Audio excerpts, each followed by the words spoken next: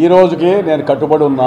పవన్ కళ్యాణ్ జనసేన అధినేత అనంతపురంలో పోటీ చేస్తాను అంటే చంద్రబాబు నాయుడు గారు పవన్ కళ్యాణ్ గారు ఇద్దరు కూర్చొని తెలుగుదేశం జనసేన ఉమ్మడి అభ్యర్థిగా పవన్ కళ్యాణ్ గారు అనంతపురంలో ఉంటే పార్టీ ఆదేశానుసారం పొత్తులో భాగంగా నేను భుజస్కంధాల మీద చేసుకొని పవన్ కళ్యాణ్ గారిని గెలిపించేకి ఈ పొద్దుకి సిద్ధంగా ఉన్నాం.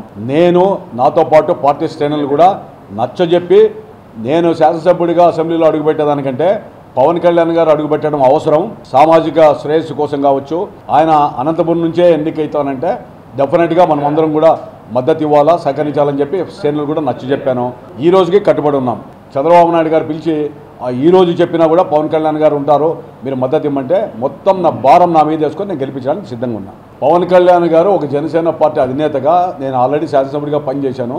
అధినేతగా విస్తృత ప్రయోజనాల దృష్ట్యా రాష్ట్రంలో జగన్మోహన్ రెడ్డి గారి ప్రభుత్వం పోవాలనేటువంటి లక్ష్యంతో ఆయన వాళ్ళిరువురు కలిసి జగన్మోహన్ రెడ్డి గారి ప్రభుత్వం పోవాలి, జనసేన తెలుగుదేశం ప్రభుత్వం రావాలనే ఆలోచనతో ఉన్నప్పుడు తప్పకుండా నేను శాసనసభ్యుడిగా అనంతపురంలో గెలవడం కంటే పవన్ కళ్యాణ్ గారు ఎమ్మెల్యే గెలవడం అనేది అత్యవసరం, ఆవశ్యకత ఏందో నాకు తెలుసు కాబట్టి ఈరోజు కూడా ఆ మాట కట్టుబడి ఉన్నాను.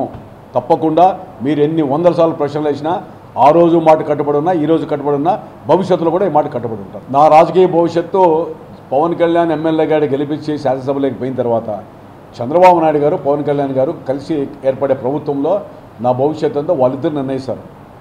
వాళ్ళిద్దరు నిర్ణయం ప్రకారం ఉంటుంది.